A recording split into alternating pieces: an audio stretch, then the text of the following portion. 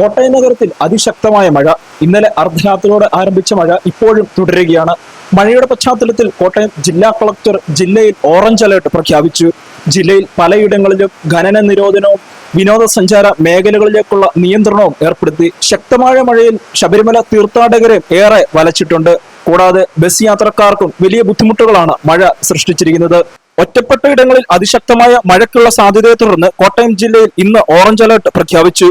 24 മണിക്കൂറിൽ 115.6 മില്ലിമീറ്റർ മുതൽ 204.4 മില്ലിമീറ്റർ വരെ അതിശക്തമായ മഴ ലഭിക്കുമെന്നാണ് കാലാവസ്ഥാ വകുപ്പ് പറയുന്നത്. ഡിസംബർ 2 തിങ്കളാഴ്ച കോട്ടയം ജില്ലയിൽ ഒറ്റപ്പെട്ട ശക്തമായ മഴയ്ക്കുള്ള സാധ്യതയെ തുടർന്ന് യെല്ലോ അലേർട്ടും പ്രഖ്യാപിച്ചിട്ടുണ്ട്. കനത്ത മഴയെ തുടർന്ന് ശബരിമല, എരുമേലി, കണമലയിൽ വൻ മണ്ണിടിച്ചിലുമുണ്ടായി.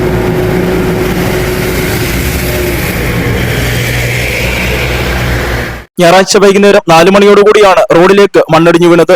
അതിശക്തമായ മഴയുടെ പശ്ചാത്തലത്തിൽ കോട്ടയം MC റോഡിൽ സ്റ്റാർ ജംഗ്ഷനിലും അതിശക്തമായ വെള്ളക്കെട്ട് രൂപപ്പെട്ടു. വെള്ളക്കെട്ട് കാരണം വാഹന ഗതാഗതവും തടസ്സമുണ്ടായി.